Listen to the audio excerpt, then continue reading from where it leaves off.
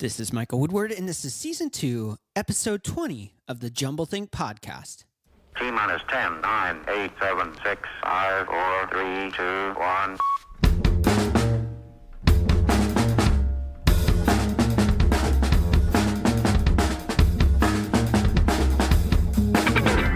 Welcome to the Jumblethink Podcast. We explore the ideas and dreams behind some of the leading entrepreneurs from around the world. Along the way, we will give you some tips and ideas of how you can chase your own big ideas and dreams and change the world around you. Our guest on today's episode is Matt Theriault. More about Matt in a moment. On Season 2, Episode 5, we talked all about how to know when you have found your dream. Along with that episode, we released a free guide to walk you through the process of knowing when you have found your dream. We've had a lot of people download that guide and love that guide. Amazing feedback. So we wanted to do something special for episode 17, which is all about overcoming the unknown. So right now at jumblethink.com/guide, you can find both our first guide, but also a new guide to walk you through how to overcome the unknown. Everyone encounters the unknown. Everyone faces the unknown in their life. And we hope that this guide will give you some strategies and tools to help you in that process to overcome the unknown. So swing on over to jumblethink.com/guide. That's jumblethink.com/guide. You can find both of our guides. They are both free for you to download. We hope that they help you in your journey to being that dreamer, that idea maker that is inside of you. Now let's jump into today's episode with Matt Theriault.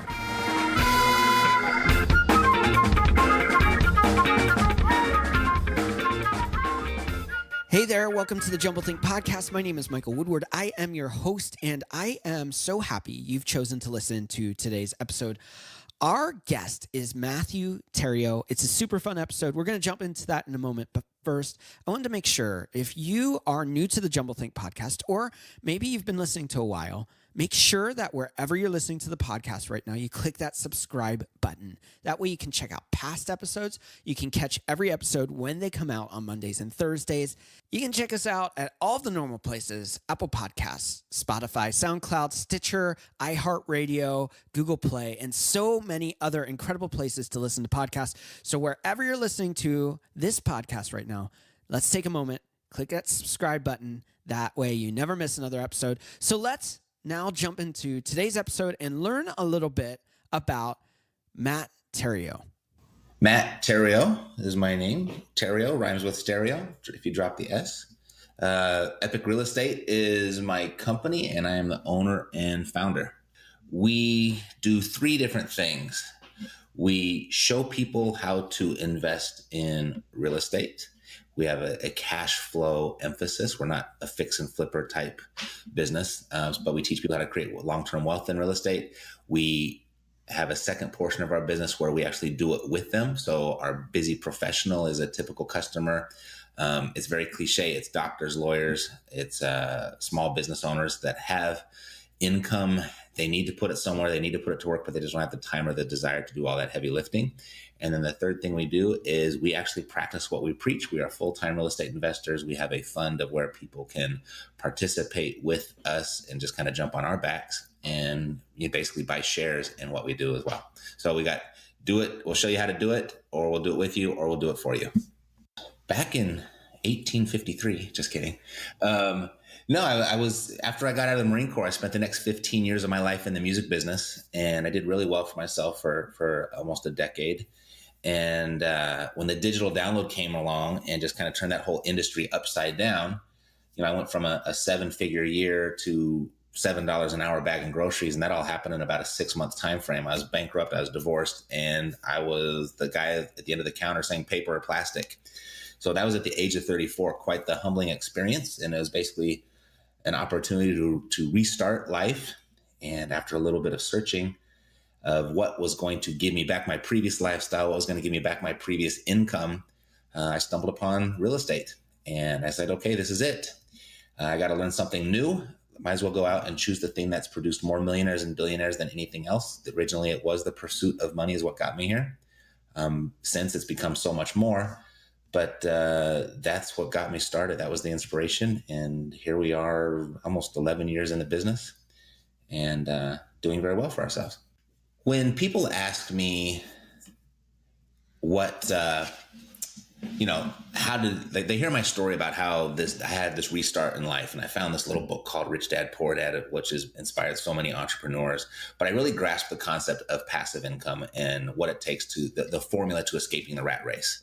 So I put a major emphasis on just let me build passive income, build multiple streams of passive income.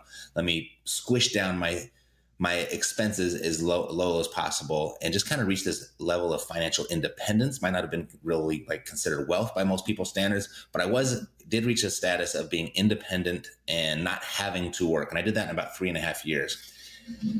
And when I tell that story, and I've told it so many times, and that was definitely the Cliff Notes, but I've told that story so many times, there's a lot of skepticism. There's a lot of eyebrows raised, like, oh yeah, sure. And I just kind of let people have their feelings. It doesn't impact my situation one way or the other, how they feel or what they think. But I am secretly thinking to myself, wow, you guys just don't know. Because knowing what I know now, if I had to start all over again, I could probably do it in 12 months or less. And rather than proving that to people, I started teaching people how to do it. And, you asked me, where do I find real purpose in what I do? That would be how I've been able to take that information, that experience, and, basically share it with other people and watch them produce that result in less than a year. One particular person comes to mind, a student of mine, Corey Kendig, and he lives in Erie, Pennsylvania. I met him. He was 21 years old, 22 years old. He was, he had a full-time job. He'd flipped a couple houses on the side, and he just wanted more. And, he came and hired me to help him do this and to turn his life around. At the age of 21, I don't know how it turned around, but that's how much turning around there is to do. But that was his position. That was his reality. So I agreed to help.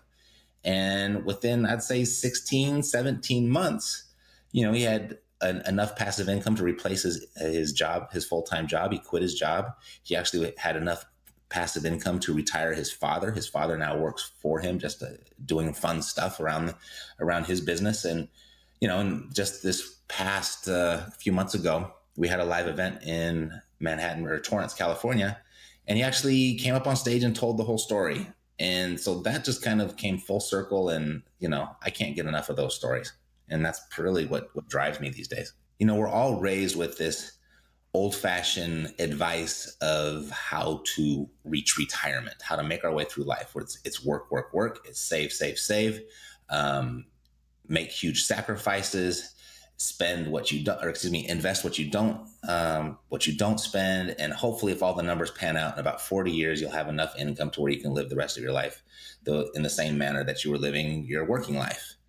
And if you look at the statistics, particularly some statistics from the Department of Health and Human Services come to mind, is that 99% of today's 65-year-olds are not succeeding under that advice, under that plan. So the greater significance and impact of what I do is, rather than people following this old advice of saving enough money to where you get that pile enough, or that pile high enough to where it creates a residual income that allows you to live, we've just kind of flipped that equation. Focus on creating the residual income first. And once you've got that residual income to live the life that you want, then you let the excess of that residual income build the actual pile.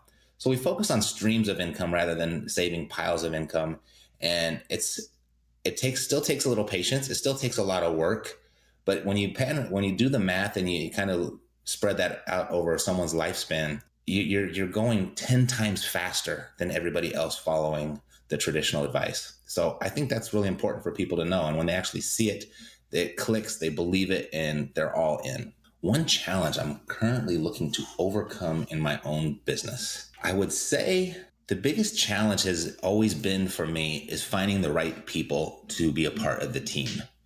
You can only go so far on your own. At some point, if you want to start to scale and reach a broader audience, you're going to need help to get there. And that's always been a challenge. It probably will continue to be a challenge. I would like to think I'm more experienced and I've got it dialed in and I've built a really strong team up to this point.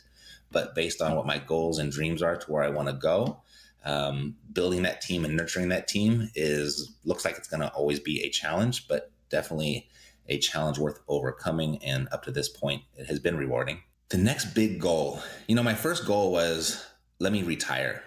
Let me reach financial independence. And I did that in about, like I mentioned earlier, in a 3.5, 4 year period. And I was essentially retired at the age of 30 or 40, 41. Um, and I did that for 30 days.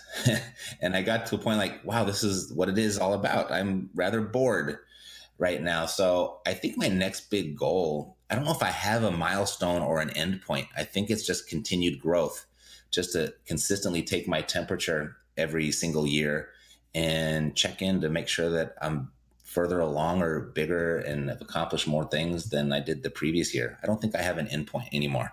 We'll be right back with the interview portion of our conversation with Matt Theriault. Do you have a big idea and dream and you're a little overwhelmed right now? Maybe you have some fear or maybe some obstacles that are holding you back from making that dream a reality. Well, we here at Jumblethink would love to help you. We'd love to be that coach, that mentor, that friend along the journey that guides you, that gives you some strategies and tools to help you overcome the fears, the obstacles, and the things holding you back from making that dream and idea a reality. Swing on over to jumblethink.com, check out our services page, and learn a little bit more about how we can help you on that journey of making your big idea and dream a reality.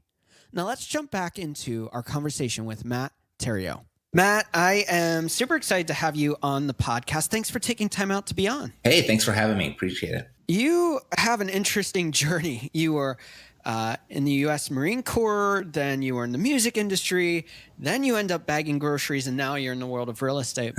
Tell us a little bit about your journey of discovery. I mean, this has been, you go from Marines to music and music to the real estate world. There's been a lot of shifts in your life. Tell us a little bit about that journey. Well, I think, I come from a very conservative family, a family with old fashioned values that, I come from a family of police officers and firemen and government and city employees and just very traditional background. I'm probably the only entrepreneurial minded person in my entire family. I have no idea where I got it from or where that came from. I think it's really in the genes, in the DNA of just my own makeup. Wow. And, the traditional, I started a lemonade stand. I had a lemonade stand when I was a kid. Yeah. I bought candy at 7-Eleven and sold it for a markup at school. I had a paper route. In my late teens, I was pressing my own records and putting those in the back of my trunk and going from store to store, putting my music on consignment. Yeah. And just kind of, I've never made a really good employee. And I think the reason my entrepreneurial endeavors have been so diverse is just because, when you're an entrepreneur, the ebbs and flows and the peaks and valleys of your income are pretty much never ending until you really figure it out. Yeah. But, during those valleys, I had to go find other jobs, right? I had to find jobs to make ends meet. And every time I would find a job, I would just kind of look at it like, wow, this is a really cool business. And look how they do this and look how they do that, but they're not doing it right. And those ultimately all kind of created small little leaping boards into copying or competing with that business. Right. Just because I thought it was so interesting while I was in it. I was like, well, I could do this too. Yeah. And so I think that's what's led to the diversity. That's really cool. You have a really cool story. You went from the Marines and then you get into the music industry, and all of a sudden, of course, the music industry shifted pretty massive in the last several years. Mm-hmm. And you find yourself bagging groceries and you stumble on an unlikely mentor. Tell us a little bit about that and how that mentor impacted your life and set you on the trajectory you are on today. Sure. And I'll try and compact this story as best I can. There was one day, I've been at the grocery store for a few months, and I remember my high school girlfriend was coming through the line, and I was just mortified. And I was in this position like, okay, if I run and hide, it's going to be totally obvious. If I stay there and look her in the face, then that's going to be terrible as well. Right. So I was kind of frozen, and I got through it. And then but I felt I couldn't help thinking that it had a big emotional impact on me. And I just felt like about 3 inches tall. Yeah. And about a week later, they were shorthanded and they needed someone else to be an actual checker. So I was promoted that day from bagging groceries to checking the groceries, promoted without the pay increase, Yeah. but just the responsibility increase. Yeah. And I remember there was one particular customer came through, and she was kind of, if you were going to say your yuppie soccer mom, you could probably get a good vision of what she looked like. Okay. She had the little tennis outfit on. She had, the expensive sunglasses and the phone, and then the jewelry. And then she had 2 kids with her in the $1,000 stroller. And Yeah. yes, they do have $1,000 strollers. I know I have kids of my own. Yeah. But I remember that whole process, and I was checking her groceries, and she was on the phone paying me no mind. When it was time to tell her what the balance was on her grocery bill, she opened up her wallet, and out fell her ATM receipt. Yeah. And I remember very specifically, because I couldn't help but sneak a peek, and I saw the balance, and there was $256,000 in her account, whatever account that was. Wow. And it just hit me that, and it was a very significant number, because in the music business, when my bank account would hit 250,000, it signaled that there was a time for a transfer. Yeah. And it just hit me as like, wow, I haven't seen that amount in my bank account in almost a year, about 9 months. And doing what I'm doing right now, I will never see that again. Yeah. And after I finished that transaction, I had to dismiss myself. I went out to the car, I cried, and I just prayed, and I got very religious very quickly. Yeah. Like, I need help. No one is coming to save me. Yeah. And so I came back after I composed myself and walked into the grocery store, and there was the grocery store manager kind of waiting for me. Yeah. And we'd become kind of friends because we were both 34 years old. I was bagging groceries, and he was the manager of the store. Yeah. But we had a lot in common, experience-wise. And he just kind of pulled me up to his office. He says, Matt, if you want your money back, if you want your life back, he said, real estate, this is the final frontier where the average person has a legitimate shot at creating real wealth. Okay. And let me show you what I've done. I've been here for almost 20 years. I'm 2 years away from my retirement. He's been bagging groceries there, pushing carts since he was 16. So he's 20 years away. Yeah. I'm going to get my 80% of my salary. So I'm going to retire in 20 years. And along the way, since I've been here, I've been able to buy a few apartment buildings, and that's going to match that salary. So I'm going to retire here at the age of, 36 with double what my salary is right now. Yeah. And I'm all here because of real estate. Yeah. And that was all I needed to know. Wow. And I was like, okay, I got it. If this is where it's at, this is what I'm going after. And, that's how I ended up in real estate. That's where that advice came from. Yeah. We've talked to tons of entrepreneurs, tons of people doing amazing things, and wealth is always a component of that. But for each, they find different things that help feed that desire. Real estate seems to be one that we've heard quite a few times that people are involved with. But it seems so complicated. The roadmap to it seems confusing. And so a lot of people, whether they're an entrepreneur, business owner, or even that employee right now listening, they may be going, I've always heard about real estate. It always interests me. I just don't even know where to start. How did you start your journey of discovering what that looked like and how you make the next step? Sure. I was definitely in those shoes. I didn't know where to begin. And the logical step for me, without having any experience or anyone to turn to, was to go get a real estate license and become a real estate agent. I just figured that's what you were supposed to do. Yeah. And after about 4 years of that, I realized, I think when they said real estate is where all the money's at, I think they were talking about the other side of the desk. Yeah. It's buying and selling on your own behalf, not representing the people that buy and sell. Yeah. And so I made a decision to make a large investment in my own education. I got involved in a community and just was very intentional about creating my environment and getting around people that were actually doing what I wanted to do. Yeah. And so that's how I started. I look back and I just think it's terribly simple. I don't think it's confusing or complicated at all. Yeah. If you want to buy real estate at a discount, you don't go to a real estate agent. You don't look on the multiple listing service. You don't go to Zillow. Yeah. You have to find those people that are in some sort of distress, that have a problem, before they actually raise their hand and say they need to sell. Yeah.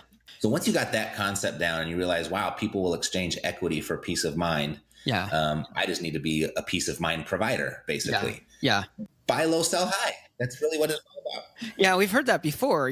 Part of what a lot of investors do in the real estate market is they've understood that they're solving somebody else's problem or headache or pain point, whether it's maybe a family member that's passed away or a property that was a great investment, but now they're in a different season of life. How do you find those people? Good question. Okay. So there's a lot of different ways, and the one method that probably produces more of the opportunity than anything else is surprising to a lot, in the sense that it's direct mail. Okay. Just because it's really simple to go out and Google, say, list provider or marketing lists or marketing or data provider. And you can pull categories of people that are showing showing signs of distress. You can, whether that's personal distress or financial distress, or the property itself is in distress. And so I can go look for and pull a list of people recently divorced. I can pull a list of people recently filed bankruptcy. I can pull a list of people that have tax liens on their houses or have code violations with the cities. So I can pull those types of lists, and I can now target direct mail to those people, whether that's a postcard or a written letter, handwritten letter, something like that. And then with technology, I can take those lists and now target them online. I can target them through Facebook ads. I can target them through pay-per-click on either Google or Bing or any number of search engines. So that's probably the quickest way to identify those people and generate those types of leads, but it's not cheap. It can be expensive. And then there's the good old-fashioned way of doing it. You're driving through neighborhoods and you're looking for houses that got a bunch of newspapers in the front yard, or their grass is overgrown, that they look in somewhat of dilapidated shape. You go to a title search and you send them a letter. You go to RIA groups, Real Estate Investor Association groups, where there's a collection of real estate investors, real estate minded people there, and you start networking, and it's a people business. So, making it known within a community of what you do and who you help. And so all of those things combined can generate a very consistent flow of that type of discounted real estate opportunity. Yeah. Now you say discounted, but a lot of people who are interested by this just go, "Hey, I'm just scraping by. I do my time at my job and I live paycheck to paycheck." And they may be going, real estate is something that's appealing to me. I'd always thought it was cool to maybe have that apartment complex or rental units. And they're just going, how in the world can I get started if I'm living paycheck to paycheck? Or maybe they just have a little nest egg there.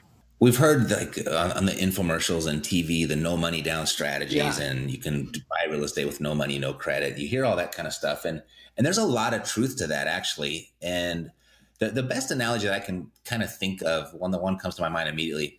When you walk into a grocery store, and you didn't need money to walk into the grocery store. Right. And then you go and you grab your shopping cart. You didn't need money to grab the shopping cart. And now you walk up and down the aisles. You did not need money to walk up and down the aisles. Right. You start putting products into your basket. You still don't need the money to put the products into your basket. And you don't actually need the money until it's time to check out. Right. Okay. So if you look at it that way, with real estate, like, you don't need money to look at houses. Right. You don't need money to put houses under contract. Okay. You only need money to actually close the deal. Okay. And in that scenario, it doesn't have to be your money. It can be the bank's money. It can be the seller's money. It can be credit cards. It can be friends, family, and associates' money. It could be your end buyer's money, the person that's actually going to buy the property if it wasn't going to be you. But as long as you can put a property under contract or fill your shopping cart with good valued items, there's someone at the checkout line that's willing to pay you more for those, as long as you got them under contract or got them in your shopping cart at a lower price than what they can find them for anywhere else. Yeah. Yeah. So that's how you can do this with no money or limited financial resources. Okay. And then once you start flipping a few of those, you start putting money into your bank account, and then you can start actually acquiring property to hold. And that's where the real wealth is created. But that's how you can get started with no money. And that works anywhere, whether you're in rural America or whether you're in urban centers, you can do this. Yep. If there are houses there and people live in those houses, you can do it. You are obviously an expert in this space, and you talk about your grocery store manager and how he kind of pointed you in the right direction. How important is mentoring and coaching and having that support system behind whether it's a business like this in learning real estate investment or whether it's another entrepreneurial endeavor? How important is that mentor, that coach in that process? I don't think it's important or vital for everybody, but I do think it's important for the majority of people. And Okay. I would even throw myself into that category because when I was making this transition from being real estate agent to real estate investor, like I had more knowledge than the average person. Yeah. I had completed real estate transactions on behalf of other people. I had never completed a transaction on behalf of myself. And, you know, I look back and I was sharing the office with a person that was going through a similar journey as me. And I just kind of looked over at his desk one day and he was shuffling paperwork. And I was like, what are you doing? He's, oh, I'm selling this house. And I was like, wait a minute, what? This works? Like you're actually doing it? Yeah. You know what I mean? Yeah. And I actually felt like I was at an elevated level of experience and an elevated level of knowledge. And I was still shocked to see somebody else do it. And by having him there and witnessing it and just having tangible evidence that it could be done, Yeah. there was a huge shift in my mindset. And I've never stopped since. I was like, well, he's not going to outdo me. I'm going to go do this too. Yeah. Right. Yeah. So I think in that regard, being intentional about putting yourself in an environment of actual doers. And if you're fortunate enough to get someone like to actually mentor you, I think it's probably the most powerful thing you can do, regardless of your experience level. As I was looking through your blogs and your posts on your website and articles you've written, there was one that just jumped out at me and I was like, I've got to ask about this. And that's how to be a well-rounded creative investor. First off, are you talking that the investment is in real estate or can people be invested in multiple things? And what do you mean by well-rounded creative investor? Well-rounded creative investor. How I'd respond to that right now is that when it comes to investing, people always think it's a money issue to get involved. Okay. Or if they come up against a challenge or a problem that has to do with finances, they think they have a money problem. And I think being a well-rounded investor is understanding that it's never a money problem. It's always just an idea problem. Okay. So rather than saying, I can't do this because I don't have the money, or I can't do this because I can't afford it, rather than ask yourself, okay, how can I do this? How can I afford it? Yeah. Who else is involved and what do they need right now? And when you start thinking that way, there's always a solution. And so I think that makes a real well-rounded investor. You mentioned earlier that you've talked to people before and it's all about problem solving. Yeah. Right. Yeah. And I think it's that never goes away. That never stops when it comes to investing, is you're always looking for someone who has a problem. You want to go solve it and you get compensated for it in exchange. So I think that's probably what I was referring to in that article. Yeah. And let's take this one step further. You are a real estate specialist, especially in the investment property space. But how can you compare real estate to other investments, whether it's stocks, bonds, mutual funds, other things like that? As an investment, how does real estate compare? And how can we make that an asset that is that is of value to us? Sure. I'm so glad you asked me that question. And I'm such an advocate of real estate for several reasons. Yeah. Probably the biggest one, though, is you actually can control it. Okay. A stock you can't control. Yeah. Right. A bond you can't control. A T-bill you can't control. A mutual fund you can't control. You are at the mercy of what the owner of that company does, or what whoever's in charge of that asset does. Yeah. So it's a strategy of hope. Like, I hope they know what they're doing and I hope they do the right thing. Yeah. And I hope I get to go along for the ride, and I hope I get to go along for the ride long term. So I get everything I signed up for when I signed up for this investment. So that's a biggie. And the second thing is real estate is tangible. It's something real. It'll never be worth zero. Right. But a stock can be reduced to zero. Yeah. Right. It's just numbers. It's just paper. Yeah. So that's the second thing I like about it. But now when it really gets exciting, and while real estate has created more wealth for more people than anything else, is there's 4 profit centers. You can create income from real estate. You can experience appreciation from real estate. You can depreciate real estate. So it might not be actual money coming in, but it's less money that you have to give to the government. So that's a huge savings. And then if you're using the biggie, leverage, and I'll talk about that in just a sec, but you also have amortization, which is also a profit center. Yeah. So you got these 4 profit centers inside of real estate that don't exist in any of those other asset classes. Okay. They're just not there. Yeah. But the biggie that makes real estate really powerful is you're able to use leverage. You're able to use other people's money. You can go to a bank, you can borrow, or you can put 20% down, you can borrow the 80%. And what that does to your returns, particularly when it's, if you're going to compare apples and apples, so a stock goes up 10% and your real estate goes up 10%. In the stock, you actually had a 10% gain. Right. But in the real estate, because you were leveraged, it 5 times that gain. Okay. Because you only had 20% of that money in. Okay. And that's where the real wealth creator comes from real estate. And as long as you do that responsibly and understand how you have control of it, there's nothing out there that the average person has access to that can do all of that. Interesting. Very, very interesting. I find it as a fascinating space. And one of the things you said early on in the interview was that you were able to create the life you wanted to live.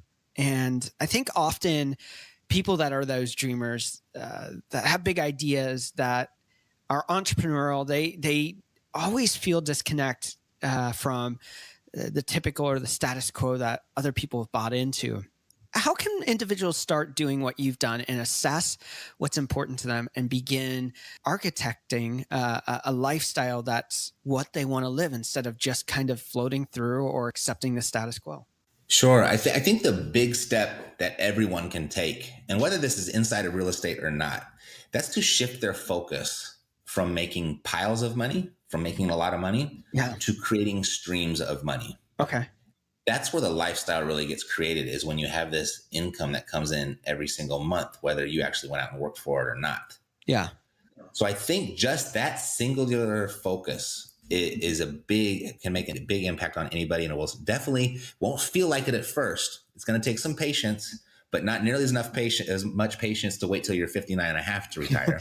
Right. Okay. Yeah. But it'll take a few years, but it's such a faster journey to reach that lifestyle that you want, to have that type of income that can support the lifestyle that you want.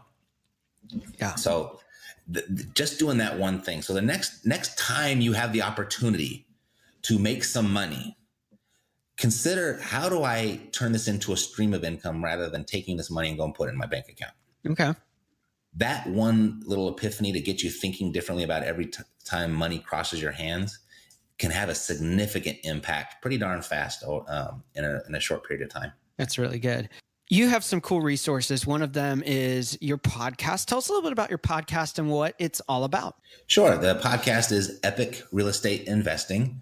And very much what we've been talking about here today. I am not your typical real estate guru or your real estate, I don't know, quote unquote expert. Okay. I'm not the guy you're going to see on TV when it comes to flipping houses. Right.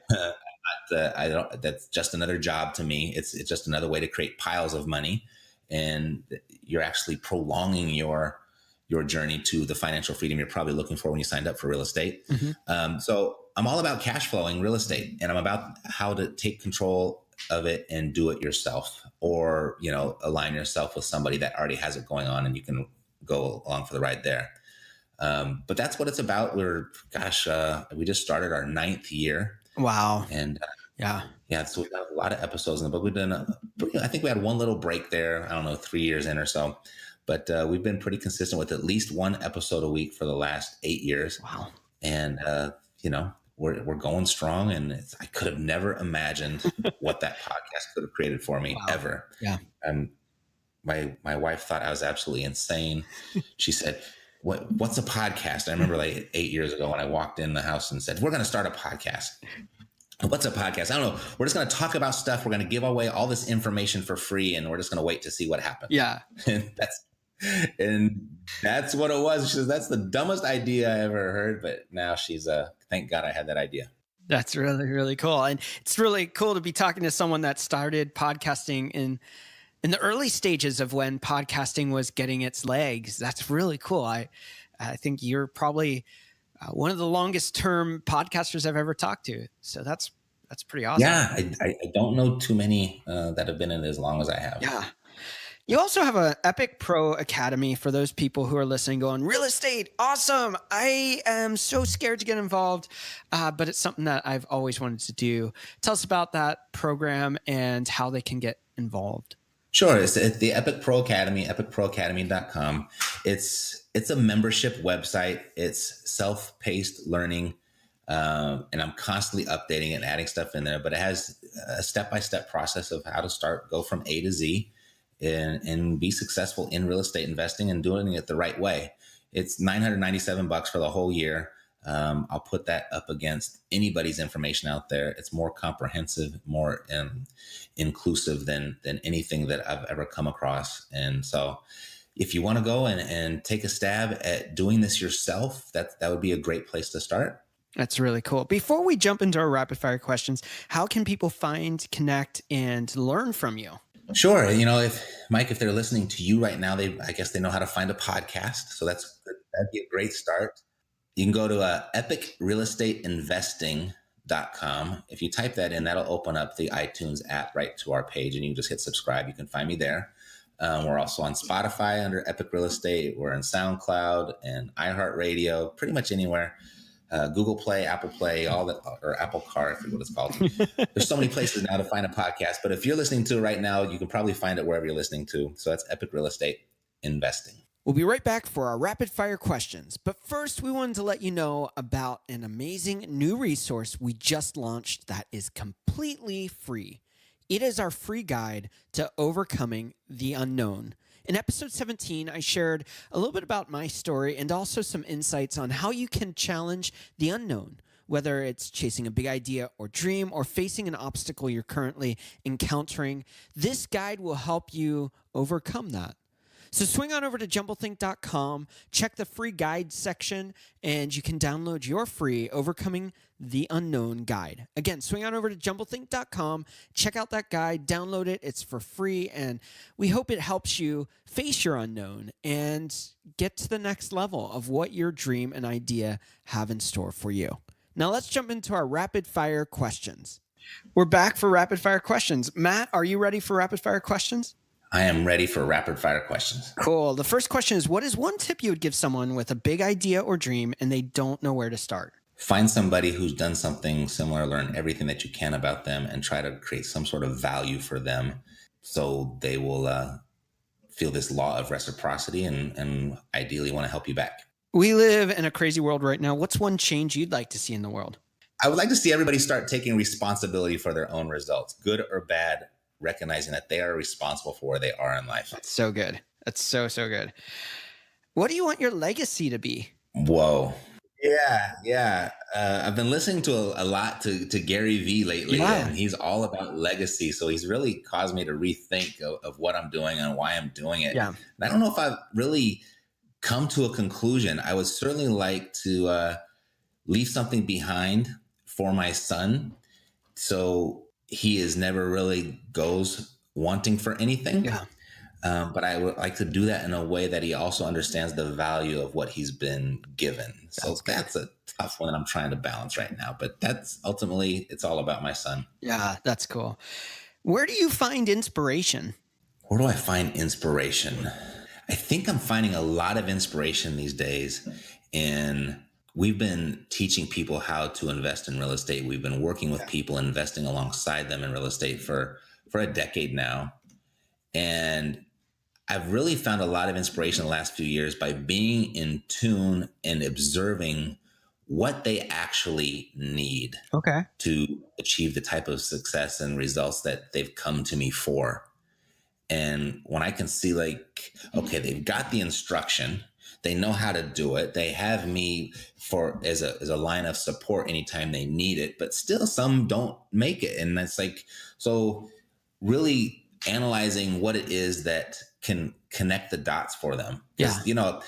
Mike, I could teach you how to fill out a purchase agreement in 10 to 15 minutes and you'd be an expert at it. Yeah. But why you don't do it every day, that's kind of between your ears, Yeah. So I'm constantly inspired by how I can connect that for people. That's really cool. What's one book you think every dreamer or entrepreneur should read, and why? Oh, The Slight Edge. Oh, Book by Jeff Olson. I think it's the perfect companion book for your favorite book. okay. So whatever you're aspiring to do or aspiring to learn, go buy that book. Okay. But then hold the Slight Edge very closely to it and apply the lessons in the Slight Edge to what it is that you want to do. And I think you can't lose. What is one tool that you find significant for the success of your business? One tool. Voxer, the free app on my phone, Yeah. the little walkie-talkie app. Yeah. I think that has become my main source of communication for my team and my clients. Wow. That's really cool. What's one habit you find helpful in your life as an entrepreneur? Showing up every day, Okay. even when you don't feel like it. I think that's really when the difference is made. Yeah. And how do you start and finish your day? I start in the morning with a cup of coffee. Okay. And up until just about 2 weeks ago, I finished the day with a glass of wine. All right. But I've the pounds are starting to pile on, so we've cut way back on that. Okay. But typically, it starts with a cup of coffee and it ends with something mindless on TV to clear my mind, and so I can go to sleep. Fun. Not very compelling or inspiring, but that's pretty much me. If you weren't doing what you're doing today, what do you think you'd be doing? That's a good question. I've always wanted to be a dolphin trainer. Oh, wow. Fun. That's fun. I love the ocean. I love animals. And I just always thought that'd be cool to wear a wetsuit all day and swim with a dolphin. Oh, So that's cool. maybe that's what Our final rapid fire question is, what is one dream you're still wanting to fulfill in your own life? I want to own a winery. I want to own a vineyard cool. and make wine and live in the country and do that. Yeah. Very fun. Yep. Before we wrap up today's episode, can you leave our listeners one last thought that you want them to hear before we wrap up? Yeah. There was something I said in the middle of this interview today. And if you got one thing from it, I would hope you'd get that. Okay. Shift your focus from making piles of money to creating streams of money, regardless of what industry it's in. Make that one focus one time and follow it up with correlate action. And in 5 years, you're going to come back and thank me for that. I love that. I've heard different people say it different ways, but I think that's one of the best ways I've ever heard people say that, changing that mindset from piles of money to streams of money. And I love that. I think that's a brilliant interpretation of it. Great. Thank you. Matt, it's been a lot of fun having you on the podcast today. Thanks for taking time out, giving us some insights into your life and the expertise and wisdom that you have about the world of real estate. It's been a lot of fun. Oh, awesome, Mike. Thanks for having me. It was a pleasure. Once again, we want to thank today's guest, Matt Theriault, for taking time out, sharing his story, and giving us amazing insights, both into the world of real estate, but also into the world of reinventing yourself, finding things to make your dreams come true, and creating the life you want to live. As always, make sure to check out the episode notes for links to how you can connect up with Matt. On Thursday's episode, I'm going to be sharing some insights on how you can see the unknown. We talked about overcoming the unknown. Well, seeing the unknown is a little bit different, and it's going to be a lot of fun chatting about. So make sure to check out Thursday's episode all about seeing the unknown. I want to encourage you, if you haven't already, make sure that you click that subscribe or follow button wherever you're listening to this podcast. That way you catch every episode when it comes out.